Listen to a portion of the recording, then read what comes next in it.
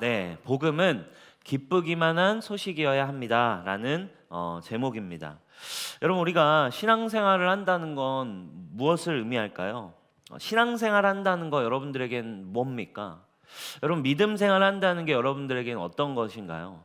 많은 사람들은 신앙생활을 그냥 습관적으로 하시는 분들은 이런 생각이 들 거예요. 또 하나의 힘든 일이라고 느껴지는 사람들이 많이 있을 겁니다. 여러분, 신앙생활이라고 하는 게, 믿음을 갖는다는 게 또 하나의 어떤 힘든 일을 내가 이렇게 부여받는 걸까요? 또 하나의 힘든 어떤 것을 내가 이렇게 알게 된 것일까요? 그렇지 않습니다. 여러분, 사실 인간은 누구나 행복을 추구해요. 이것은 우리 안에 그냥 누구나 이유를 물을 필요 없습니다. 이유를 물을 필요 없고 인간론적으로 깊이 따져보지 않아도 누구나 행복하기를 원해요. 사실 그것은 하나님 우리에게 주신, 인간에게 주신 본질이라고 이야기할 수 있습니다. 여러분, 행복이라고 하는 단어, 여러분 한자죠. 행복이라고 할 때 복이 들어가요. 복복자를 씁니다. 그리고 여러분, 우리가 지금 다루고자 하는 복음, 우리가 교회, 그리고 개신교, 기독교가 존재하는 이유는 복음 때문이거든요. 복된 소식인 복음이라고 하는 것 때문에 우리는 오늘 이 자리에 앉아 있어요. 아멘. 복음 때문에 우리는 이 자리에 온 거예요. 복음을 듣고 복음에 대해서 알고 복음 때문에 우리는 주님을 예배하는 거고, 복음 때문에 이 길을 가고 있어요. 근데 여러분, 행복이라고 하는 단어의 복자와 세상에서 행복하면 우리가 다 너무 좋은 거예요. 그리고 너무 좋은 거, 그리고 내가 원하는 거. 근데 복음이라고 할 때 그 복자가 행복에 쓰는 복자와 똑같은 복자입니다. 복음은 사실 똑같아요. 복음이라는 말은 행복을 주는 소식, 이런 뜻이에요. 우리에게 진정한 행복을 주는, 우리에게 진정한 복을 가져다 주는 소식이래요. 그래서 여러분, 복음이라는 단어 안에 원래 진리는 뭘 얘기하고 있는 거예요? 복음이라고 하는 단어는 그래서 어떤 소식? 기쁜 소식이라는 거예요.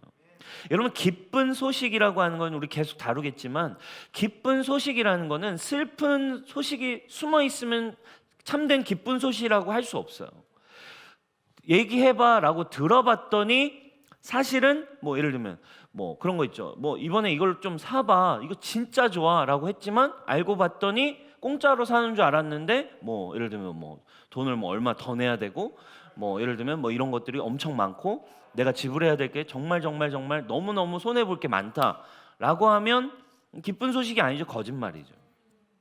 그럼 여러분, 우리가 복음이라고 할 때 기쁘기만 하지 않은 소식이라고 한다면 이게 정말 복음이라고 할 수 있을까요? 에이, 속았다 하고 떠나겠죠. 그죠?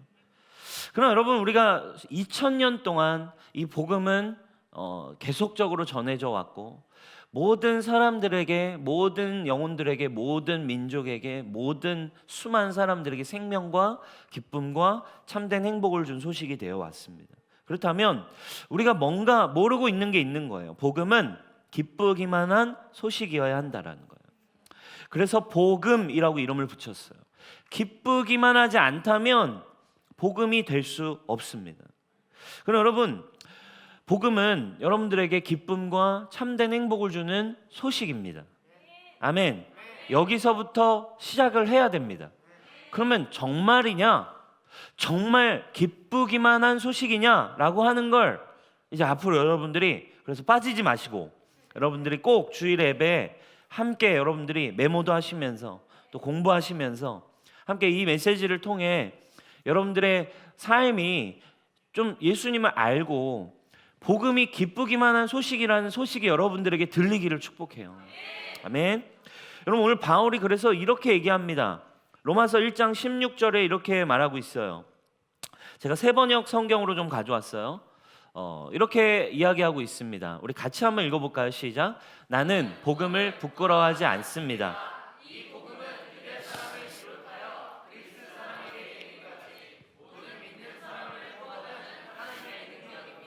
지금 이 말이에요. 나는 복음을 부끄러워하지 않습니다. 이 말은 여러분, 제가 전하는 이 복음이라는 건 기쁘기만 한 소식이에요. 여러분, 이 복음은 기쁘기만 한 기쁜 소식이에요. 누구에게나 유대 사람이나 헬라인이나 그리스인이나 로마 사람이나 모든 사람, 이 세상에 있는 모든 사람에게 구원, 행복, 구원, 참된 기쁨을 주는 소식이기 때문에 그래요. 나는 부끄럽지 않습니다, 이런 얘기예요. 당당합니다, 진짜입니다, 누구에게나 얘기할 수 있습니다, 이 말이잖아요. 여러분, 이건 맛집의 원리와 같은 것 같아요. 맛집의 원리. 여러분, 온 국민 맛집, 만약에 온 국민 맛집이라는 이름을 여러분 붙인다고 한번 생각해 봅시다. 여러분, 온 국민 맛집이 어디가 있죠? 여러분, 온 국민 맛집 연돈. 맞아요, 연돈. 그렇죠? 여러분, 온 국민 맛집이라고 한 말은 누구에게나 맛집이에요. 보편적으로 누구한테나 맛있어, 그죠? 그러니까 누가 먹어도 너무너무 맛있고, 누가 먹어도 막 기분이 좋아지고, 누가 먹어도 싫어하는 사람이 하나도 없을 때 온 국민 맛집입니다 라고 소개할 수 있죠. 그러면 그 맛집을 소개할 때 어때요? 부끄럽지 않습니다. 저는 이 집을 널 데려갈 때 부끄럽지 않습니다. 당당합니다. 이 맛집은 유대인이나 헬라인이나 모든 이에게 맛있는 음식을 주는 맛집임을 확신합니다. 그죠? 맛집의 원리와 같아요. 이 집을 내가 당당하게 소개한다. 근데 여러분, 한 번씩은 그런 거 있죠? 나한텐 맛있는데 너한텐 맛있을지 모르겠어. 약간 이런. 그죠? 맛집이라고 소문은 나 있는데 뭐 아무튼 잘은 모르겠어. 나한텐 너무 맛있는데 일단은 먹어보자. 여러분, 당당합니까? 안 당당합니까? 먹으면서 막 눈치를 엄청 보죠. 맛있어? 맛있어? 맛있어? 물어봐요. 그죠? 당당하지 못해요. 근데 오늘 바울은 분명히 이렇게 얘기해요. 나는 부끄러워하지 않습니다. 부끄러움이 없습니다. 당당합니다. 왜? 이거는, 이 맛집은, 이 복음이라는 건 기쁘기만 해서 누가 들어도, 누구에게라도, 이 세상 그 어떤 인간에게라도 필요하며, 그 세상 그 누구에게라도 반드시 인간이라고 하면, 사람이라고 하면 구원을 줄 수 있는, 참된 행복을 주는 기쁘기만 한 소식이기 때문에 저는 지금 당당합니다 얘기하고 있는 거예요. 그래서 바울이 오늘 읽은 내용을 좀 보면, 내가 어떻게 해서든지 나는 당신들이 있는 로마에 빨리 가기 원합니다 이래요. 우리 10절과 11절입니다. 우리 세 번역으로도 제가 가져왔어요. 같이 읽겠습니다. 시작. 어떻게 해서든지 하나님의 뜻으로 여러분에게로 갈 수 있는 좋은 길이 열리기를 간구하고 있습니다. 내가 여러분을 간절히 보고 싶어 하는 것은 여러분에게 신령한 은사를 좀 나누어 주어 여러분을 굳세게 하려고 하는 것입니다. 나는 빨리 어떻게 해서든지 여러분들에게 좀 가서 만날 수 있는 길이 열리기를 기도하고 있대요. 왜냐하면 여러분들에게 신령한 어떤 은혜를 좀 나누어 주어서 여러분이 흔들리지 않고 좀 견고하게. 여러분, 혹시 여러분들의 삶이 흔들리고 계십니까? 지금 여러분들의 내면이 흔들리고 계신가요? 여러분, 복음을 들어야 된대. 왜? 이유가 뭐래요? 15절에 이유가 나와요. 내가 빨리 너희들에게 다시 가려는 이유가 있어. 15절입니다. 그러므로 나의 간절한 소원은 로마에 있는 여러분에게 복음을 전하는 일입니다. 복음을, 당신들에게 이 복음의 소식을 다시 이야기해 주고 싶어서 저는 빨리 가야겠어요. 근데 가만히 들어봅시다, 여러분. 가만히 보면 이상한 점이 하나 있어요. 이 성경을 조금만 우리가 본다면, 여러분, 지금 이 로마서라고 하는 성경이잖아요. 근데 로마서라고 하는 성경은 로마에 이미 신앙생활을 하고 있는 로마 교회에 쓰는 편지예요. 그러면 이 대상이 이미 누구예요? 로마 교회. 그 말은 그들이 예수님을 이미 믿는 사람이라는 거예요? 안 믿는 사람이라는 거예요? 믿는 사람이란 뜻이에요. 교회를 이미 다니고 있어요.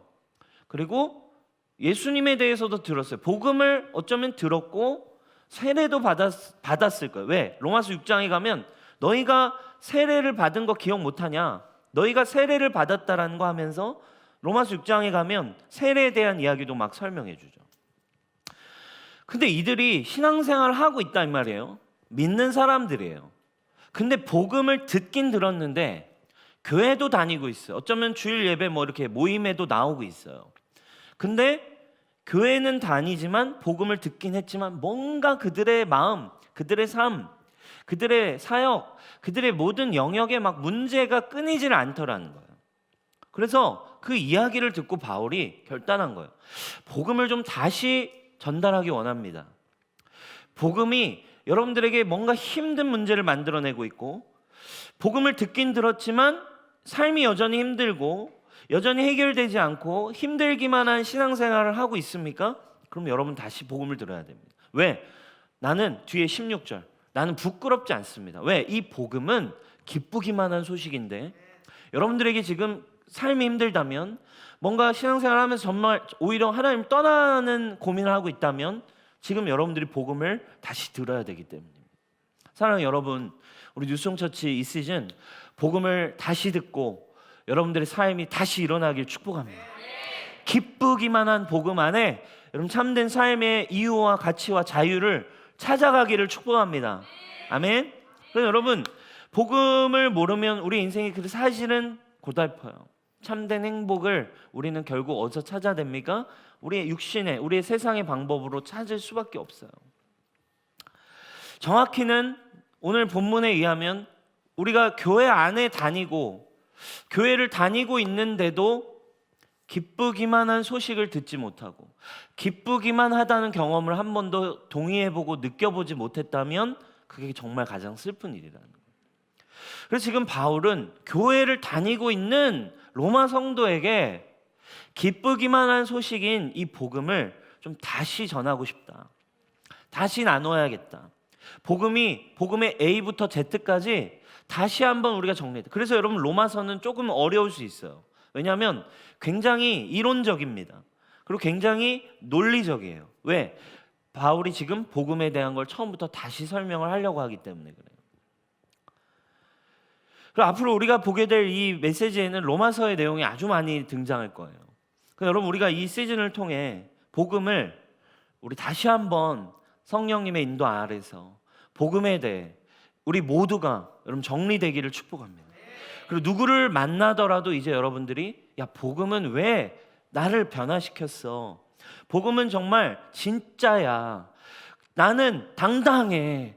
내가 맛집을 하나 소개할게. 홍대로 일단 가보자. 이러면서 여러분들이 여러분 복음을 부끄러워하지 않는 여러분 되길 축복합니다. 아멘. 우리 옆 사람에게 한번 축복할까요? 복음을 부끄러워하지 마십시오. 복음을 부끄러워하는 사람이 참 많아요, 여러분. 그죠? 저는 목사님 아들로 자랐지만 거의 오랜 시간을 복음을 부끄러워하고 교회를 부끄러워했어요. 그래가지고 늘 학교 가면 이제 진짜 막 이렇게 부끄러워했습니다. 아무튼 저희 부모님, 목사님이라는 거 얘기하는 걸 너무 부끄러워했고, 교회 막 이렇게 얘기하는 걸 너무 부끄러워했고, 그죠? 사랑하는 여러분 진짜 복음은 좋은 소식이에요. 여러분들의 삶의 전반에 복음이 여러분들의 삶을 만들어가길 축복해요. 우리의 삶 따로, 세상의 행복 따로, 복음은 복음, 교회는 교회, 이게 아닙니다, 여러분. 우리 인간은 인간의 진정한 행복을 여러분들의 인생 가운데 여러분 성령 안에서 반드시 발견할 수 있습니다. 그럼 여러분 복음을 다시 정리해야 돼요. 그럼 여러분 우리가 일반적으로 이런 단어를 한번 우리가 좀 나눠야 됩니다. 자, 복음이 정말 기쁘기만 한 소식이 되려면 좀 정리를 해야 돼요. 뭘 정리해야 됩니까? 개념 정리를 해야 돼요. 개념이라고 하는 단어가 있어요. 개념이라는 단어는 일반적으로 우리가 쓰는 이야기입니다. 개념이란 말은 이런 사전적 정의를 가지고 있어요. 어떤 사물이나 현상에 대한 일반적인 지식이래요. 그래서 어떤 것에 대한 그것에 대한 현상, 그리고 사물의 현상, 일반적 지식.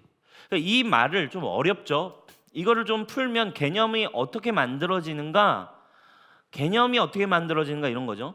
어떤 사물에 대한 현상, 이미지겠죠. 우리가 본 이미지, 사물, 그리고 그것에 대한 현상, 그것에 대한 경험, 그죠? 그리고 그것으로 만들어진, 그것으로부터 형성된 지식 또는 그거에 대한 정보, 이런 것들을 통해 우리에게는 어떤 개념이라는 게 만들어져요. 개념. 그래서 여러분 이 개념이라고 하는 것에는 이제 주관적 개념이 있을 수 있고 또는 객관적인 개념이 생길 수 있는 거예요. 사물에 대한 이미지, 다시 앞으로 가서 이미지 그리고 경험, 지식과 정보. 그렇죠? 예를 들면 여러분 우리 커피를 한번 줘 보시겠어요? 우리가 한번 예를 들어볼게요. 개념. 자, 여러분 커피라고 하는 게 여기에 있습니다. 커피라고 하는 것이 여기에 있어요. 만약에 여러분 커피에 대한 이미지만을 본 사람들이 있다고 생각해 봅시다. 커피에 대한 이미지만을 이렇게 본 사람들이 생각하는 커피에 대한 개념은 뭘까요, 여러분? 까만 물, 그죠? 설탕물인가? 아니면 이게 흙을 넣었나? 아니면 뭘로 색깔을 냈나? 물감을 탄 건가?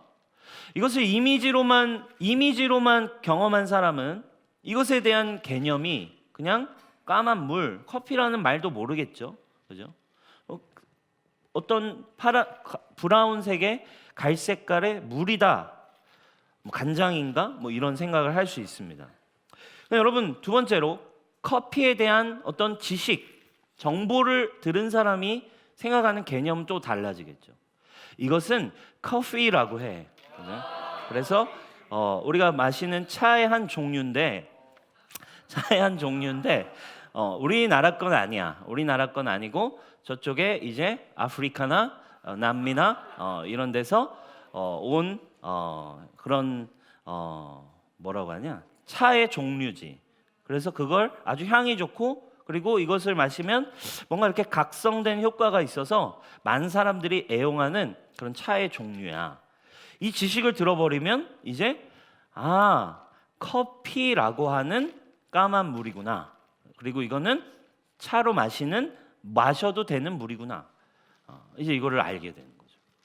여러분 여기에 이제 맛을 본 사람이 있다고 생각해 봅시다. 맛을 본 사람이 갖는 커피에 대한 개념은 또 달라지겠죠, 그죠? 마셔보고서는 이제 반응이 다를 수 있겠죠. 아싸 해가지고 이걸 왜 먹어? 이러면서, 그죠? 이걸 왜 먹어 하면서 이런 개념이 다 달라져요. 그러니까 여러분 개념은 점점 달라져요, 그죠? 자기가 본 이미지가 뭔가, 그리고 자기가 얼마큼 경험했나, 그리고 자기가 얼마만큼의 정보를 가지고 있나에 따라서 개념은 심지어 그냥 우리의 일반적인 삶에 있는 수많은 단어, 수많은 것들에 대한 그냥 심지어 커피라고 하는 단어 하나만 해도 여기 있는 사람들이 내릴 수 있는 개념 정의는 다 달라요. 그죠? 그래서 여러분 이 개념은 그래서 또 이제 그것에 의해서 뭘로 나눠집니까? 주관적 개념으로 나눠지고 객관적 개념이 생겨요. 그럼 주관적 개념은 뭐예요? 주관적 개념이라는 건 쉽게 얘기하면 나의 경험이죠. 그리고 객관적인 개념은 공적인 경험입니다. 사회가 이미 보편적으로 정의해 놓은 어떤 개념들, 그죠? 그리고 사회가 지식에 의해 어떤 책에 정리되어 놓은 사전에 이렇게 해놓은 개념들이 우리에게는 또 있습니다. 두 개는 다를 수 있죠.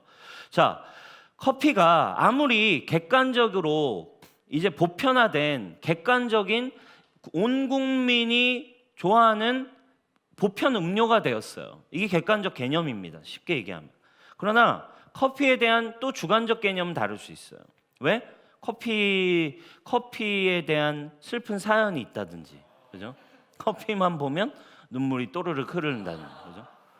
커피를 마시다가 사랑하는 오빠가 떠났을 때, 그렇죠? 커피만 보면 눈물이 갑자기 또르륵 이제 흐르게 되는.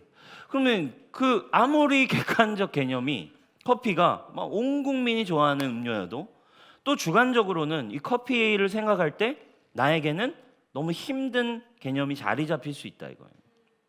여러분 이처럼 우리가 세상에 많은 것들에 대해서도 이런 개념, 이런 뜻, 이런 경험에 의해서 우리는 뭔가를 이해하고 있어요. 여러분 우리가 이 하물며 복음에 대해서도 마찬가지예요. 복음에 대해서도 뭐가 정리돼야 돼요? 개념이 우리가 정리돼야 된다는 걸 사실 이 오늘 본문은 우리에게 이야기해주고 있다는 말이에요. 심지어 커피도 너무나 다르게 우리는 알고 경험하고 이해했어. 근데 여러분 복음에 대해서 복음이라는 말은 그냥 큰 카테고리죠. 복음 안에 얼마나 많은, 성경 안에 얼마나 많은 하나님에 대한 단어들이 있습니까? 사랑이 뭡니까? 하나님의 사랑에 대한 개념이 뭐예요? 예수님의 보혈이 여러분들에게 줬다라는 개념은 무엇입니까? 피하면 떠오르는 개념은 뭡니까, 여러분? 십자가라고 할 때 십자가는 여러분들에게 어떤 개념입니까? 구속하셨다라는, 구속이라는 단어가 여러분들에게는 정말 어떠한 개념으로 정리되어 있나요? 우리는 사실 이 복음에 대해, 복음이 왜 기쁘기만 하지 않는가 모르고 있다 이 말이에요. 그럼 우리가 복음에 대해서도 똑같이 개념 정리를 해야 돼요. 그럼 복음에 대해서는 똑같아요. 주관적 개념, 객관적 개념이 있지만 복음에 대하여는 한 가지의 개념이 추가되어야 돼요. 어떤 개념? 절대적 개념이라고 하는 한 가지의 개념이 하나 더 추가되어야 해요. 동일합니다. 복음에 대해서도 주관적 개념이 있어요. 내 경험. 그리고 객관적 개념이 또 있습니다. 교회에서 또는 나의 모태 신앙이라면 나의 가정에서 경험했던 복음에 대한 어떤 개념. 그죠? 또 내가 자라온 교회에서 세워왔던 그런 개념. 그죠? 그러나 여러분, 복음에 대해서는 뭐가 있어요? 절대적 개념이 있는 거죠.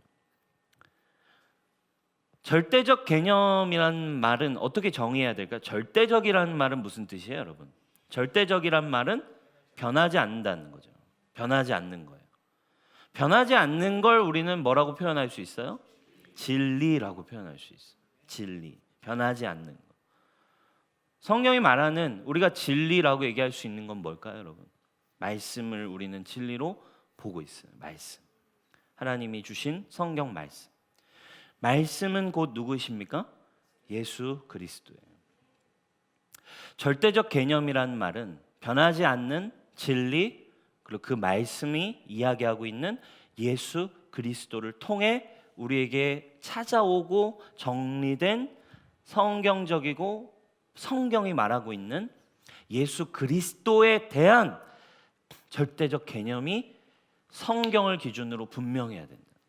그래야 우리에게 믿음이 생겨요. 왜? 믿음은 들음에서 나며 들음은 그리스도의 말씀으로 말미암는다. 기쁘기만 한 소식인 복음이, 그리스도의 말씀이 들려져야 제대로 된 기쁘기만 하고 온전하고 생명이 있다라는 믿음이 우리에게 들어온다. 믿음이 아직도 없습니까? 나에게 이 절대적인 개념이 정리되어 있지 않기 때문에. 그리스도의 말씀이 제대로 나에게 들어온 적이 없고 자꾸 복음을 주관적인 개념으로 알고 있는 거예요. 그냥 객관적인 개념으로 알고 있는 거예요. 말씀이, 진리가, 절대적 개념이 제대로 들어가면 어떻게 된대요? 진리를 알지니 진리가 너희를 자유케 하리라. 변하지 않는 절대적인 개념이 제대로 진리가 알게 되면, 진리는 우리를 모든 것을 해방시켜요. 자유하게 만듭니다. 내가 묶여있던 모든 것으로부터 해방하는 힘이 복음 안에 있습니다. 그러니 자유 얼마나 기쁩니까, 여러분? 할렐루야. 포로로 평생을 살 수밖에 없는데 생각해 보세요. 행복 어디서 옵니까? 행복을 추구하는 이유는 죽음이 놓여져 있기 때문에 죽음을 어떻게 해결해 보려고 추구하는 것뿐이에요. 추우면 죽을 것 같으니까 옷을 입으면 행복해지는 거고, 안 먹으면 죽을 것 같으니까 먹으면 행복해지는 거고, 저 사람이 하고 있는 걸 나도 안 하면 내 마음이 이상하게 질투와 분노로 가득 채워지니까 그걸 해결해야 행복해지는 것처럼 느껴지는 것뿐이라고요. 그러나 여러분, 진짜 이 죽음의 문제로부터 평생을 살 수밖에 없는데 이게 해방됐다라고 생각해 보세요. 평생을 감옥에 살던 사람이 갑자기 어느 날 무기징역을 받았는데, 갑자기 어느 날 당신 특별사면에 해당돼서 오늘 당신을 해방시켜 주겠습니다. 그 사람의 마음이 어떨까요? 복음이 이와 같대요. 자유케 한대요. 해방시킨대요.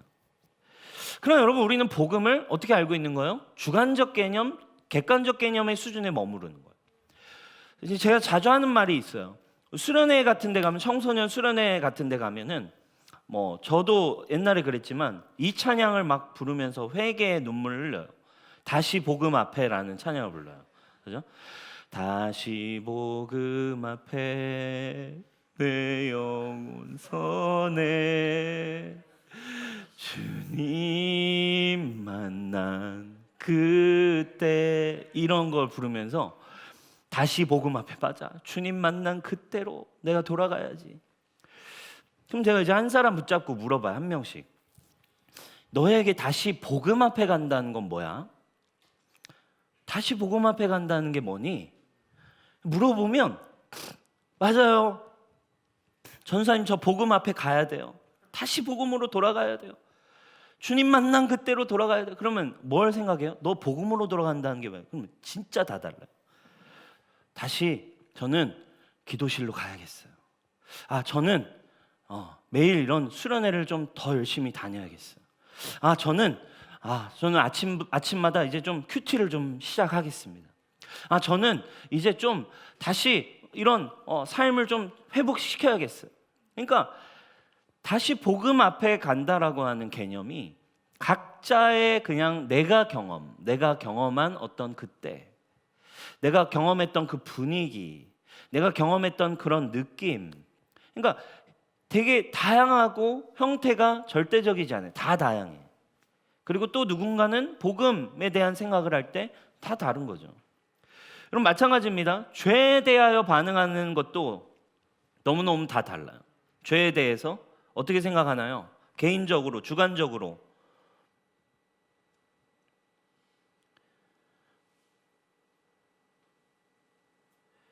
주관적으로 어때요? 개인적으로 죄에 대해서, 죄라는 단어. 주관적으로, 개인적으로 매일 넘어지는 것 때문에 너무 불편하죠. 그죠? 또 그럼 어때요? 객관적으로는 수련회 가서 죄에 대한 문제를 해결했던 경험이 있는 거예요. 공동체에서, 공적으로. 뭔가 수련회 같은데, 집회 같은데 가서 그런 경험을 한 거죠. 그러면 자기 안에 개념 뭐예요? 죄에 대한 문제는 뭔가 그냥 이런 뜨거운 기도가 있고 어떤 집회 현장이 벌어지고 뭔가 막 강력한 뭔가가 있는 그곳에서 뭔가 죄의 문제나 삶의 변화는 팡 온다. 이런 어떤 개념이 자기도 모르게 영적으로 있는 거죠. 이런 식으로 믿고 이런 식으로 경험한 하나님에 대한 조각들, 또 객관적인 개념, 공동체 안에서 신앙생활을 하다가 받게 되는 사람으로부터 오는 상처, 그죠? 또는 목회자로부터 받게 되는, 공동체 안에서 경험하게 되는 어떤 느낌, 이것이 이런 정죄의 분위기 너무 많죠, 그죠? 교회 안에서 사람이 주는 어떤 율법적인 분위기, 이런 것에 의해 뭐가 만들어져요? 예수님에 대한, 신앙에 대한, 복음에 대한 이미지가 너무너무 많이 만들어져서 절대적 개념까지는 사실 제대로 가보지 못하고 뭐가 없는 거예요. 사실은 신앙생활 아무리 오래 해도 뭐가 없어요? 자유라는 게 없어요. 신앙생활 정말 오래 해도 기쁘기만 하지 않아요. 사역을 하면 할수록 짐이 지어지는 것 같아요. 뭔가 잘못돼 있다라는 거예요. 사랑하는 여러분, 오늘 저와 여러분들의 삶이 이 시즌 가운데 절대적인 개념, 정말 예수 그리스도가 우리에게 주신 진리로 말미암아 우리 모두가 여러분 정말 자유케 되는 뉴송 처치 되길 축복합니다. 아멘. 정말 여러분의 삶의 자리에 그냥 이유를 알 수 없는 진리를 알므로 말미암아 오는 그 해방감과 온전함이 여러분 우리에게 넘쳐나는 여러분 이 시즌이 저는 될 것을 확신합니다. 아멘입니까?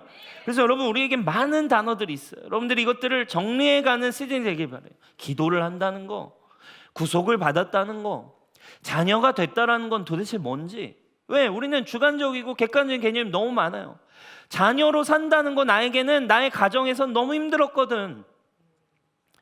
자녀로 산다는 거 나에겐 너무 힘들거든. 하나님 아버지의 사랑, 아버지에 대한 이미지가, 아버지에 대한 개념이 나의 주관적이고 나의 가정에서 경험한 객관적인 개념에서는 아버지에 대한 경험이 너무 힘들거든요. 그러니까 우리는 이 복음에 대한 이미지들을, 경험들을 절대적인 개념 안에서 여러분들에게 세워가는 이 작업이 오늘 바울이 로마 교회에 가서 다시 여러분들에게 복음 전하길 원합니다. 왜? 이 복음은 모든 사람에게 해방을, 구원을, 기쁘기만 한 것을 전달하는 구원의 소식이기 때문입니다. 이 구원의 소식이 오늘 뉴송 처치에도 온전하게 이루어지기를 축복합니다. 아멘. 성경을 통해. 여러분 영혼 안에 그래서 하나님은 누구십니까? 여러분들의 삶 안에 정말 예수님은 누구세요? 여러분들에게 복음은 정말 기쁘기만 한 소식입니까? 우리가 함께 말씀 이제 마무리하기 원합니다. 우리 같이 기도했으면 좋겠는데요. 한주 좀 하세요.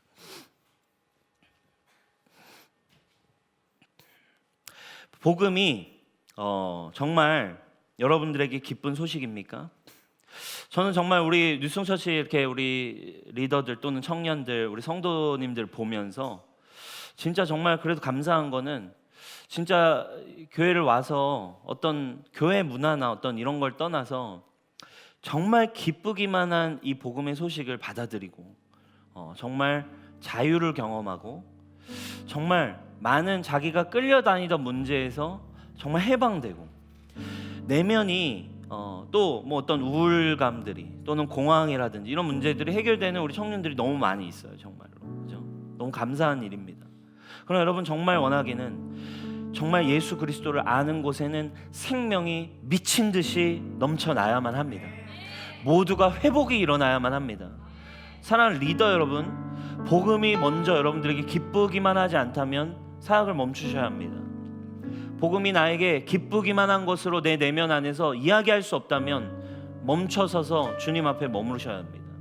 주님 안에서, 말씀 앞에서 이것이 씨름을 해서라도 정말 나에게 주님 그렇습니다. 주님 이것이 정말 나에게 참된 자유와 해방을 준 소식입니다.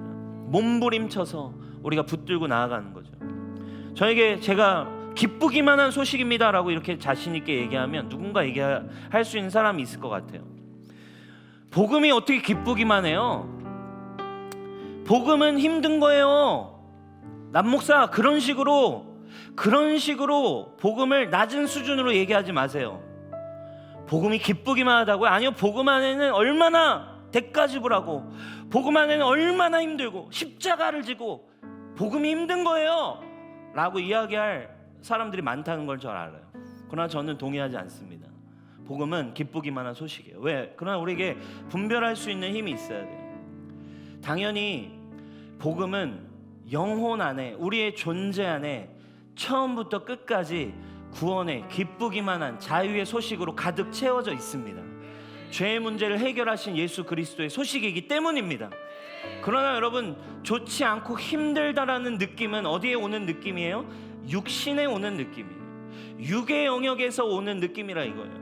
죽어야 되고 죽는 부분이 있어야 하고 자아가 깨어지는 광야, 육을 가지고 있는 이 세상에 있는 육에 속한 우리가 여전히 육에 속해서는 힘들고 어렵고 고난과 어려움이 있지만 성경은 분명히 얘기합니다. 고난도 나에게 기쁨입니다. 고난 중에도 저는 기뻐합니다. 고난이어도 왜? 이 분별할 수 있어야 돼요. 육에는 힘든 소식일 수 있어요. 죽음으로 가고 있는 이 육신에 대하여는 힘든다는 느낌이 들 수 있어요. 그러나 그것은 거짓말일 뿐입니다. 진리로 분별하면 그래요. 우리 영혼에 기쁘기만 한 소식입니다. 할렐루야. 저는 이 뉴송 처치 안에 복음이 어떠한 부담 없이 예수 그리스도에 대한 이미지가, 예수님에 대한 온전한 상이 정말로 사랑 하나로만 채워지기를 축복합니다. 아멘. 그 누구보다 여러분을 사랑하시는 분, 그 누구보다 여러분들을 새롭게 하실 수 있는 유일한 분, 결국 길이요 진리요 생명을 줄 수 있는 유일한 기쁨의 근원, 생명의 근원, 비전은 예수 그리스도 안에 있다라는 이 진리가 우리 모두를 자유케 하는, 우리의 청년의 때에 여러분의 인생을 진리 안에 경영해 갈 수 있는 믿음이, 확신이 여러분들에게 있기를 축복해요.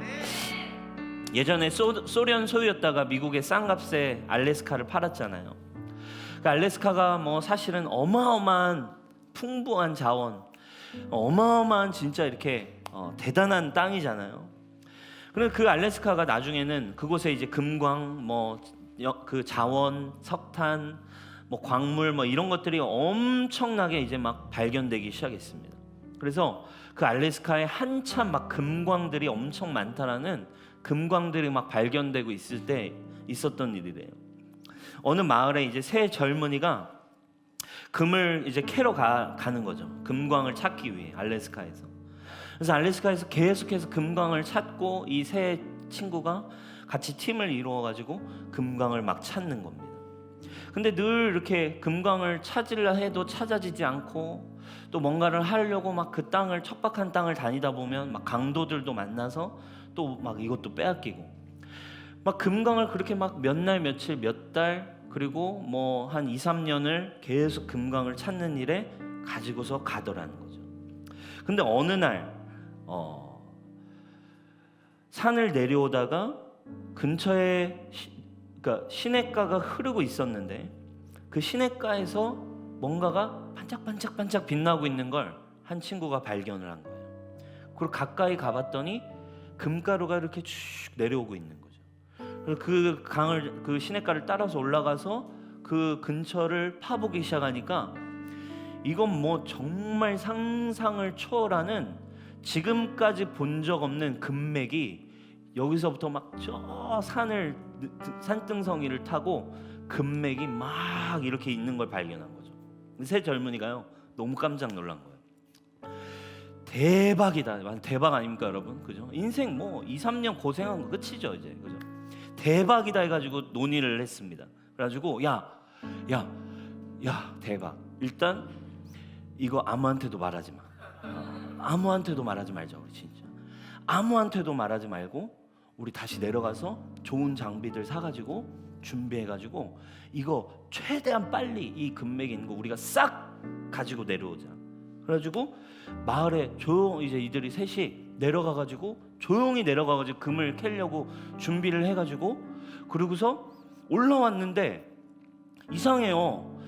분명히 우리는 아무한테도 얘기하지 말자고 서로 굳게 약속을 했는데 한 명씩, 두 명씩, 세 명씩 사람들이 이거를 연장을 들고 갑자기 이곳으로 다 몰려오는 거예요. 갑자기. 그래가지고 막 이 친구들이 난리가 난 거죠. 뭐야? 너 얘기했어? 너 얘기했어? 너 얘기했어? 아니 나 얘기 안 했어. 진짜 나 얘기 안 했어. 너도 얘기 안 했어. 야 당연하지. 이걸 누구한테 얘기해? 근데 알고 봤더니 사람들한테 물어봤어요. 당신들 그럼 어떻게 알고 왔습니까? 그랬더니 사람들이 이렇게 얘기했대요. 자네들 얼굴이 금광을 발견했다는 얼굴로 당신들 얼굴에 금광을 발견한 것처럼 기쁨에 넘쳐 있더구만. 그죠? 그러니까 마을 사람들은 말하지 않았지만 그들의 표정에서 읽을 수 있었던 거예요. 모여가지고 절대 말하지 마, 진짜 이러고서 굳게 하고 왔는데 내려올 때는 이러고서 내려온 거죠 다. 말하지 말자 했는데 이러면서 내려왔나 봐요. 그죠? 여러분 기쁨은 감출 수 없습니다. 힘들고 어려운 상황과 환경은 있어도 여러분 안에 있는 기쁨의 근원이 필요해요. 복음이 기쁘기만 한 소식이에요. 2000년 전 그리고 태초부터 시작된 하나님. 조금만 주변을 둘러보세요 여러분. 하나님 이미 이 세상에 당신의 증거를 많이 보여주고 계세요. 성경이 계속 얘기하죠. 수많은 세상의 자연을 통해 하나님은 이미 자신을 계시하고 계십니다. 그러나 사람이 만든 것들에 가려 있어요. 빌딩 속에, 핸드폰 속에 우리는 사실 하나님의 음성 듣기 어려운 시대 속에 살고 있지만 하나님은 오늘 교회를 통해 또 저와 여러분을 통해 이 복음이 기쁘기만 하다는 소식을, 그러나 세상에 하나님 알 수 없지만 예수님을 그래서 보내셨고 저와 여러분들의 영혼 안에 그분이 거하시기로 결정하셨어요. 저와 여러분들의 마음 안에 거하시기로 결정하셔서 힘들고 어려워도 여러분의 영혼 안에 있는 기쁨은 빼앗길 수 없습니다. 여러분 안에 있는 구원에 대한 확신과 진리와 생명에 대한 존재와 확신과 담대함은 빼앗기지 않는 복음을 우리에게 주셨다 이 말입니다. 우리 이 시간 함께 기도했으면 좋겠습니다. 우리 자리에 일어나서 우리 같이 한번 기도할 때, 주님, 복음이 오늘부터 기쁘기만 한 소식으로 저의 삶에 다시 다가오길 원합니다. 태초부터 가장 절 사랑하시는 완전한 복음, 완전하고 흠이 없는 복음을 가져다 주신 예수님, 저에게 복음을 주셔서 감사합니다. 이것을 알아가고 절대적인 개념으로 누리는 우리 뉴송처치 되게 해달라고 우리 같이 한번 기도하겠습니다. 주님 감사합니다.